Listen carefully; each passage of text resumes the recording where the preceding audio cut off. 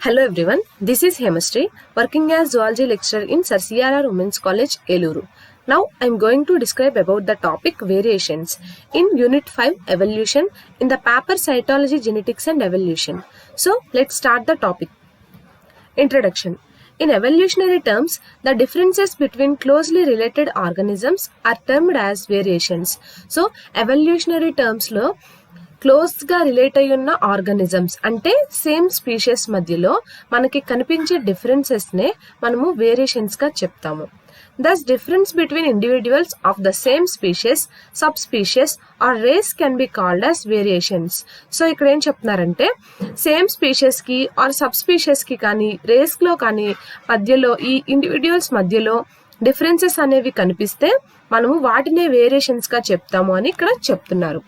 Only heritable changes have evolutionary significance because they only make the population change from generation to generation.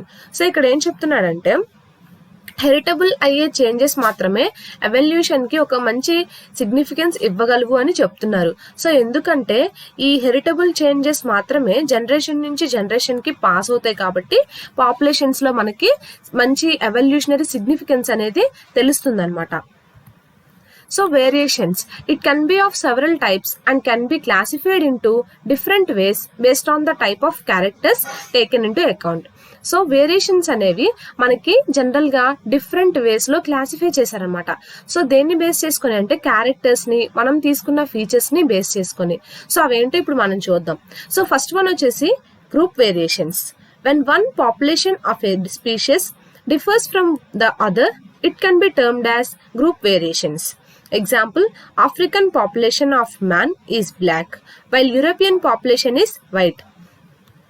So ఇక్కడ ఏం చెప్తున్నారంటే పాపులేషన్లో entire పాపులేషన్లో ఉన్న species అనేవి ఒక్కరికన్నా ఇంకొకరు డిఫరెంట్గా ఉంటే అంటే ఒక ఏరియాలో ఉన్న గ్రూప్లో ఉన్న స్పీషీస్ ఒకలా ఉండి ఇంకొక ఏరియాలో ఒక గ్రూప్లో ఉన్న స్పీషీస్ వేరేలా ఉంటే ఆ వాటినే మనము గ్రూప్ వేరియేషన్స్ అని చెప్తున్నాము.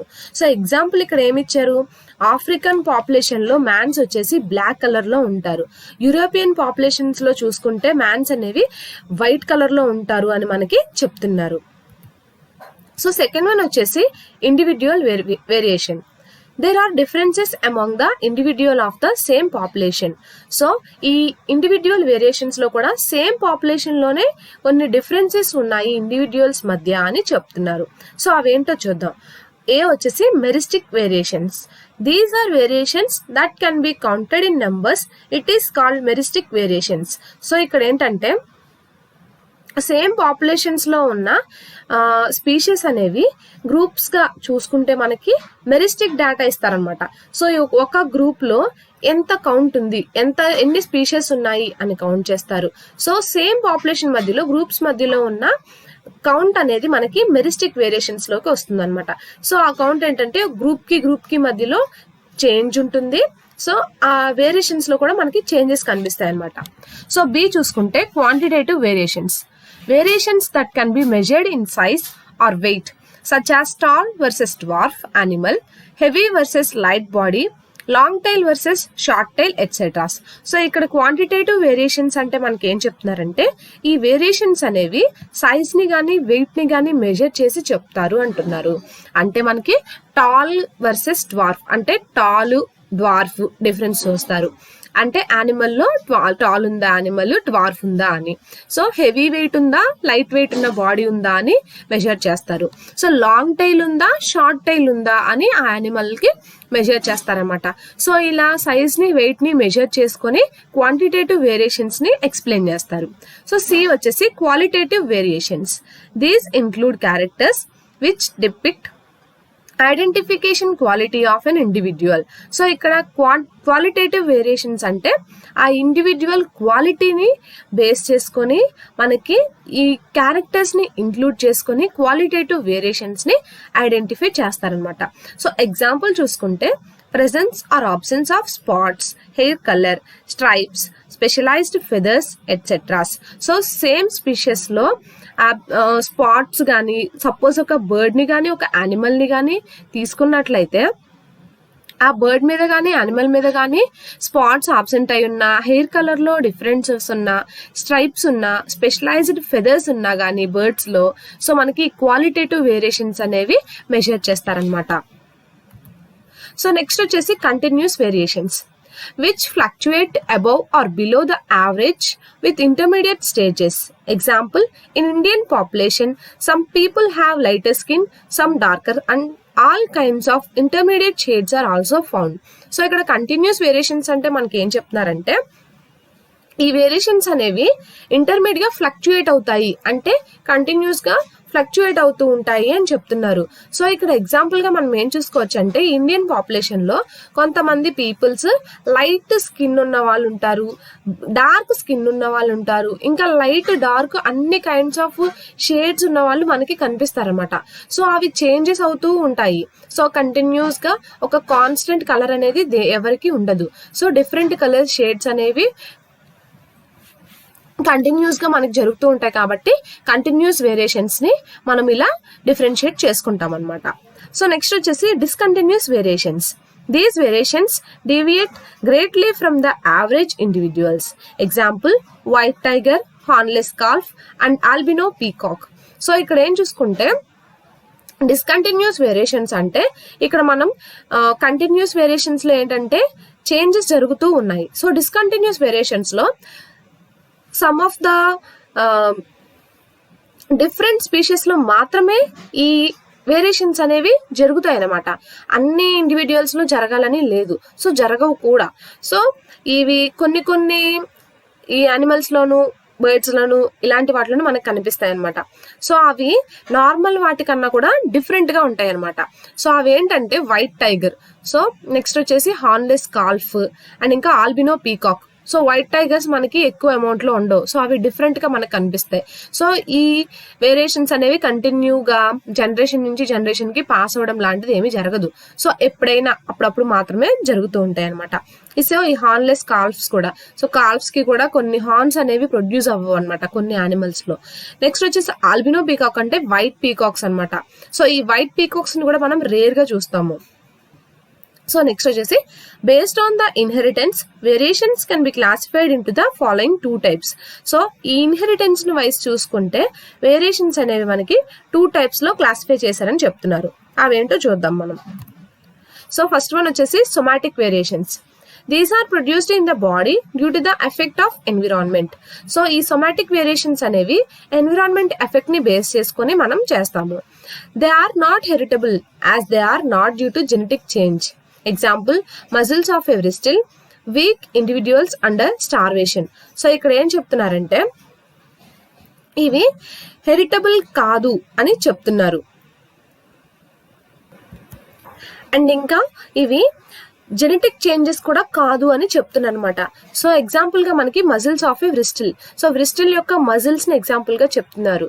సో ఇవి week individuals under starvation. So starvation అంటే ఫుడ్ స్కార్సిటీ వల్ల కానీ, ఏదైనా కెలోరిక్ ఎనర్జీ ఇంటేక్ సరిగ్గా ఉండకపోవటం వల్ల కానీ ఈ వేరియేషన్స్ అనేవి మనకి కనిపిస్తూ ఉంటాయి అనమాట. సో నెక్స్ట్ చూసుకుంటే genetic variations. They occur in gene, they are heritable and produce phenotypic change in the population. So ఈ జెనెటిక్ వేరియేషన్స్ అనేవి జీన్స్ లో మనకి కనిపిస్తాయి. So they are heritable. So ఇవి హెరిటబుల్ అనమాట, అంటే జనరేషన్ నుంచి జనరేషన్స్ కి చేంజ్ అవుతూ ఉంటాయి. ఇంకా ఇవి ఫెనోటైపిక్ చేంజెస్ అనేవి పాపులేషన్స్ లో మనకి చూపిస్తాయి అనమాట. సో మనం చూసుకుంటే if somatic variations persist for a longer time, they tend to become genetic and become important in evolution. So ఇక్కడ ఏం చెప్తున్నారంటే ఈ సొమాటిక్ వేరియేషన్స్ అనేవి చాలా కాలం పాటు కొనసాగినట్లయితే ఇవి జెనెటిక్ వేరియేషన్స్ లాగా కన్వర్ట్ అయ్యి ఎవల్యూషన్ లో ఇంపార్టెంట్ రోల్ ప్లే చేస్తాయని మనకి చెప్తున్నారు. సో ఎగ్జాంపుల్ చూసుకుంటే some variations not classified in the above mentioned ways are as follows. So కొన్ని వేరియేషన్స్ అనేవి మనకి పైన మెన్షన్ చేయకుండా ఉన్నవేంటో చూద్దాం. So age variations. When young ones differ from the adults, distinctly caterpillar differs from the adult butterfly or tadpole differ from the frog, it is called age variation. These variations have adaptive value but not evolutionary significance. So ఇక్కడ ఏం చెప్తున్నారంటే age variations ని బట్టి చూసుకుంటే ఈ young ones అనేవి adults కన్నా చాలా డిఫరెంట్ గా కనిపిస్తాయి అనమాట మనకి. సో క్యాటర్పిల్లర్ ని చూసుకుంటే బటర్ఫ్లై స్టేజ్ కి వచ్చేసరికి అసలు బటర్ఫ్లైని క్యాటర్పిల్లర్ ఎలా వచ్చింది అని మనకి రెండు సంబంధం లేనట్టుగా ఉంటది చూడడానికి. సో ఆ ప్రాసెస్ మనకి తెలిస్తే తప్పమిచ్చి ఈ గొంగళి పురుగు సీతాకోకగా పరిణామం చెందే దశ మనకి తెలిస్తే తప్ప ఈ క్యాటర్పిల్లర్ కి ఈ బటర్ఫ్లై కి మనం చూపించలేం కదా. ఈక్వాలిటీ అనేది సేమ్ ఇది ఒకలా ఉంది అని మనం చూపించలేం. సో డిఫరెన్స్ మనకు కనిపిస్తుంది కదా, అలా అనమాట. సో ఇంకా టాడ్పోల్ ఆఫ్ ఫ్రాగ్ అనమాట. సో ఫ్రాగ్ కూడా టాడ్పోల్ లార్వాకి ఫ్రాగ్ కి అసలు కంపారిజన్ అనేది కనిపించదు అనమాట. సో ఈక్వల్ గా ఉండవు. సో టాడ్పోల్ గా ఉన్నప్పుడు కంప్లీట్ గా డిఫరెంట్ గా ఉంటుంది, అది అడల్ట్ అయిన తర్వాత కూడా చాలా డిఫరెంట్ గా ఉంటుంది అనమాట ఫ్రాగ్. సో దాన్ని బట్టి మనకి ఏజ్ వేరియేషన్స్ ఇక్కడ చెప్తున్నారు. ఈ వేరియేషన్స్ అనేవి అడాప్టివ్ వాల్యూ కలిగి ఉన్నాయి కానీ ఎవల్యూషనరీ సిగ్నిఫికెన్స్ అనేది ఇవి కలిగి లేవు అని మనకి చెప్తున్నారు. సో నెక్స్ట్ వచ్చేసి seasonal variations. when animals change their appearance in different seasons mainly as climatic adaptation, they are called seasonal variations. Example, winter for a temperate animals. So ఇక్కడ ఏం చెప్తారంటే సీజనల్ వేరియేషన్స్ అంటే ఈ యానిమల్స్ అనేవి కొన్ని animals seasons ని depend చేసుకొని అంటే డిఫరెంట్ టైప్స్ ఆఫ్ సీజన్స్ ని బేస్ చేసుకొని అపియరెన్స్ ని చేంజ్ చేసుకుంటాయి అని చెప్తున్నారు. సో దీన్నే మనము క్లైమాటిక్ అడాప్షన్ అని కూడా అంటాము. సో వీటినే మనము సీజనల్ వేరియేషన్స్ అని పిలుస్తాము. సో క్లైమాటిక్ అడాప్షన్స్ ని బేస్ చేసుకొని చూస్తే ఈ యానిమల్స్ అనేవి వాటి అపియరెన్స్ ని చేంజ్ చేసుకుంటాయి, మళ్ళీ క్లైమేట్ చేంజ్ అయ్యేసరికి నార్మల్ పొజిషన్ కి వచ్చేస్తాయి అనమాట. సో ఎగ్జాంపుల్ గా మనకి ఏం చెప్పారంటే winter for in temperate animals. So temperate animals కి వింటర్ లో జరిగే చేంజెస్ అపియరెన్సెస్ అనేవి మనకి ఇక్కడ ఎగ్జాంపుల్ గా చెప్తున్నారనమాట.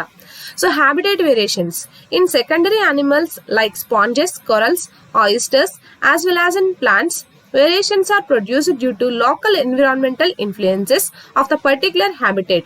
సో మనము సెకండరీ యానిమల్స్ అంటే స్పాంజెస్ ని, కొరల్స్ ని, ఆయిస్టర్స్ ని, ఇంకా ప్లాంట్స్ ని గనక చూసుకున్నట్లయితే ఈ వేరియేషన్స్ అనేవి లోకల్ ఎన్విరాన్మెంటల్ ఇన్ఫ్లుయెన్సెస్ ద్వారా అంటే పర్టికులర్ హ్యాబిటేట్ లో ఉండే లోకల్ ఎన్విరాన్మెంటల్ ఇన్ఫ్లుయెన్సెస్ ద్వారా ప్రొసీడ్ అయ్యే వేరియేషన్స్ ని మనకి హ్యాబిటేట్ వేరియేషన్స్ అని చెప్తున్నారు అనమాట. నెక్స్ట్ వచ్చేసి castes in social insects, division of labor in social insects. Example, termites, honeybees, ants and wasps create castes like queen, workers, drones, etc.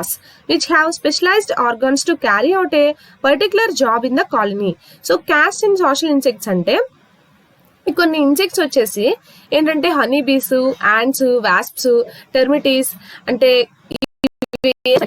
ఆ species లోనే కొన్ని సపరేట్ డివిజన్స్ అనేవి చేసుకుంటాయి అనమాట. అంటే క్వీన్ బీ అని, లేకపోతే యాంట్స్ లో కూడా క్వీన్ యాంట్ అని, వర్కర్ యాంట్, వర్కర్ బీస్, డ్రోన్స్. సో ఇలా సపరేట్ గా ఆ స్పీషీస్ లోనే వాటి ఫ్యామిలీలోనే డిఫరెన్సియేషన్ అనేది చేసుకుంటాయి అనమాట. సో వీటినే మనము క్యాస్ట్ ఇన్ సోషల్ ఇన్సెక్ట్స్ గా చెప్పుకుంటాం అనమాట. సో ఈ స్పెషలైజ్డ్ ఆర్గాన్స్ ఉన్న ఈ స్పీషీస్ అనేవి ప్రతి దానికి ఒక పర్టికులర్ జాబ్ అనేది ఉంటుందన్నమాట ఆ కాలనీలో. సో ఈ క్వీన్ బీ అనేది అన్నిటిని కలెక్ట్ చేయడము, సో ఆర్గనైజ్ చేయడం అనేది చేస్తుంది. వర్కర్స్ అనేవి తేనె సేకరించడం లాంటివి చేస్తాయి. ఈ డ్రోన్స్ అనేవి ఇంకా అలా ఉండిపోవడము, సో అలా చేస్తాయి అన్నమాట. అంటే మనకి ఈ డ్రోన్స్ మేల్స్ అనమాట, జస్ట్ ఫెర్టిలైజేషన్ ప్రాసెస్ కి మనకి యూజ్ అవుతాయి అనమాట. సో పర్టికులర్ జాబ్ అనేది ఉంటుంది అనమాట ఇక్కడ ఈ కాలనీలో డిఫరెన్షియేట్ అయిన ఈ స్పీషీస్ కి. సో నెక్స్ట్ చూసేసుకుంటే polymorphism. when different types of individuals occur in a single interbreeding population of a non-social animal, it is called polymorphism. So it is very common among insects like butterflies and beetles which show dry and wet season forms. So ikkada polymorphism ante ee different types of individuals single interbreeding జరుపుకునేటప్పుడు ఈ population లో ఏం చేస్తాయంటే colour changes అనేవి మనకి చూపిస్తాయి అన్నమాట. So ఒకే ఫ్యామిలీకి సంబంధించినవైనా కానీ మనకి కలర్ చేంజెస్ అనేవి కనిపిస్తాయి అనమాట. అంటే అవి మనకి డిఫరెంట్ టైప్స్ ఆఫ్ ఇండివిడ్యువల్స్ లాగా కనిపిస్తాయి అనమాట. సో వాటినే మనం పాలిమార్ఫిజం అని అంటాము. సో ఇది చాలా కామన్ అనమాట ఇన్సెక్ట్స్ లో. సో బటర్ఫ్లైస్ మనకి ఒకే ఫ్యామిలీ నుంచి వచ్చినా కానీ డిఫరెంట్ స్పీషీస్ లా కనిపిస్తాయి, కలర్ చేంజెస్. సో అలా అనమాట. ఇంకా బీటిల్స్ లో కూడా మనం చూస్తాము. సో ఇది ఎలా డిపెండ్ అయి ఉంటుందంటే సీజనల్ ఫార్మ్స్ ని బేస్ చేసుకుని మనం ఈ డిఫరెన్సెస్ అనేవి చెప్తామంట పాలిమార్ఫిజం ని. సో ఎలా అంటే డ్రై సీజన్ లో ఒకలాగా, వెట్ సీజన్ లో ఒకలాగా ఈ పాలిమార్ఫిజం అనేది చేసుకుంటాయి అనమాట. సో నెక్స్ట్ వచ్చేసి sources of variations. Somatic as well as genetic variations can be produced by the influence of various factors like environment, hormones, mutations, blending inheritance, chromosomal aberrations, etc. So ఈ variations జరగడానికి main sources ఏంటి అంటే genetic variations జరగడం వల్ల మనకి వేరే environment లో factors differences వల్ల ఈ జెనెటిక్ వేరియేషన్స్ అనేవి జరిగి హార్మోన్స్ లో చేంజెస్ జరగటం వల్ల, మ్యూటేషన్స్ జరగటం వల్ల, ఈ ఇన్హెరిటెన్సెస్ జరగటం వల్ల, క్రోమోజోమల్ అబరేషన్స్ అనేవి ఈ స్పీషీస్ లో జరగటం వల్ల మనకి వేరియేషన్స్ అనేవి జరుగుతాయి అన్నమాట. సో జెనెటిక్స్ లో జీన్స్ లో చేంజెస్ రావటం వల్ల, ఇలాంటి ఆస్పెక్ట్స్ వల్ల మనకి వేరియేషన్స్ అనేవి జరిగి కనిపిస్తాయి అన్నమాట. సో నెక్స్ట్ చూసుకుంటే role of variations in natural selection. So mutations may lead to the formation of multiple alleles at a given locus. So now alleles change the gene frequency in a population, distributing the genetic equilibrium, thus causing microevolution. So mutations జరగటం వల్ల ఏమవుతుందంటే multiple అల్లల్స్ అనేవి form అయ్యి ఒక locus లో ఎక్కువ multiple అల్లల్స్ form అవటం వల్ల ఈ వేరియేషన్స్ అనేవి జరుగుతాయి అనమాట. సో కొత్త అల్లల్స్ ఏం చేస్తాయంటే జీన్ ఫ్రీక్వెన్సీని పాపులేషన్స్ లో చేంజ్ చేసుకొని, డిస్ట్రిబ్యూట్ చేసుకొని, జెనెటిక్ ఈక్విలిబ్రియం ని క్రియేట్ చేసి మైక్రో ఎవల్యూషన్ ని కాజ్ చేస్తాయి అనమాట. In diploid organisms, mutations are recessive and therefore remain hidden for a long time, but keep spreading and accumulating in the population, causing hybrid vigor and variations, which help in natural selection. So ఇక్కడ ఏం చెప్తున్నారంటే కొన్ని diploid organisms లో mutations అనేవి recessive feature ని చూపిస్తాయి అనమాట. So recessive features అంటే మనకి కనిపించకుండా లోపలే ఉంటాయి అనమాట బాడీలో. సో డామినెంట్ అంటే మనకి కనిపిస్తాయి, పైకి కనిపిస్తాయి ఫీచర్స్ అనేవి. రెసెసివ్ అంటే కనిపించవు కదా. సో ఈ రెసెసివ్ ఫీచర్స్ హైడ్ అయి ఉంటాయి అనమాట. చాలా కాలం పాటు హైడ్ అయి ఉండి ఇవి జనరేషన్స్ కి అక్యుములేట్ చేస్తూ ఉంటాయి, కానీ మనకి చాలా కాలం వరకు కనిపించవు. కనిపించకుండా ఏం చేస్తాయంటే చివరిలో హైబ్రిడ్ విగార్ ని అంటే హెటరోసిస్ ని మనకి ఫామ్ చేసి వేరియేషన్స్ అనేవి చూపిస్తాయి అనమాట. సో ఇది మనకి న్యాచురల్ సెలెక్షన్ లో హెల్ప్ అవుతుంది అని చెప్తున్నారు. In haploid organisms, they affect the character immediately and express it in the natural selection. So ఇక్కడ ఏం చెప్తున్నారంటే హ్యాప్లాయిడ్ ఆర్గానిజమ్స్ అయితే కనుక అవి త్వరగా క్యారెక్టర్స్ ని ఎఫెక్ట్ చేసేసి ఇమీడియట్ గా బాడీలో ఆ క్యారెక్టర్స్ ని ఎక్స్ప్రెస్ చేసేస్తాయి అనమాట. సో ఎక్స్ప్రెస్ చేసేసి న్యాచురల్ సెలెక్షన్ మనకి చూపిస్తాయి. Recombination of mutant genes takes place during crossing over, which makes the population heterozygous and much fitter when exposed to natural selection. So ఇక్కడ ఏం జరుగుతుందంటే క్రాసింగ్ ఓవర్ ప్రాసెస్ జరిగేటప్పుడు mutant jeans లో రికాంబినేషన్స్ జరగటం వల్ల ఇవేమవుతుందంటే పాపులేషన్ అనేది హెట్రోజైగస్ గా చేంజ్ అయిపోతుంది. ఈ హోమోజైగస్ అలా హెట్రోజైగస్ గా చేంజ్ అయిపోయి ఆ ఎన్విరాన్మెంట్ లో ఫిట్ అయిపోయి న్యాచురల్ సెలెక్షన్ మనకి చూపిస్తుంది అనమాట. So due to the genetic drift, an advantageous mutation may be quickly fixed, helping in natural selection, or sometimes harmful mutations may be fixed, causing extinction of the population. So ఈ mutations అనేవి జరగటం వల్ల ఈ genetic drift లో advantages కూడా జరుగుతాయి అనమాట. So advantages జరిగి న్యాచురల్ సెలెక్షన్ కి హెల్ప్ అవుతుంది అనమాట. సో కొన్నిసార్లు ఏమవుతుందంటే ఈ జెనెటిక్ డ్రిఫ్ట్ లో మ్యూటేషన్స్ అనేవి జరగటం వల్ల ఈ స్పీషీస్ లో హార్మ్ఫుల్ మ్యూటేషన్స్ కూడా జరుగుతాయి అనమాట. సో హార్మ్ఫుల్ ఎఫెక్ట్స్ అనేవి జరగటం వల్ల ఏమవుతుందంటే ఆ పాపులేషన్ అనేది సర్టెన్ పాపులేషన్ అనేది ఎక్స్టింక్షన్ అనేది జరిగిపోతుంది అనమాట. సో ఎక్స్టింక్షన్ అనేవి జరగటం వల్ల ఆ స్పీషీస్ ని మనం తర్వాత తరాల్లో చూడలేము. ఇంకా అవి తర్వాతకి ఏమవుతాయంటే ఇంకా డిసపియర్ అయిపోయి ఆ ఆర్గానిజం ఉన్నదన్న సంగతి మనకు తెలియకుండా పోతుంది అనమాట. So this is all about variations. Thank you.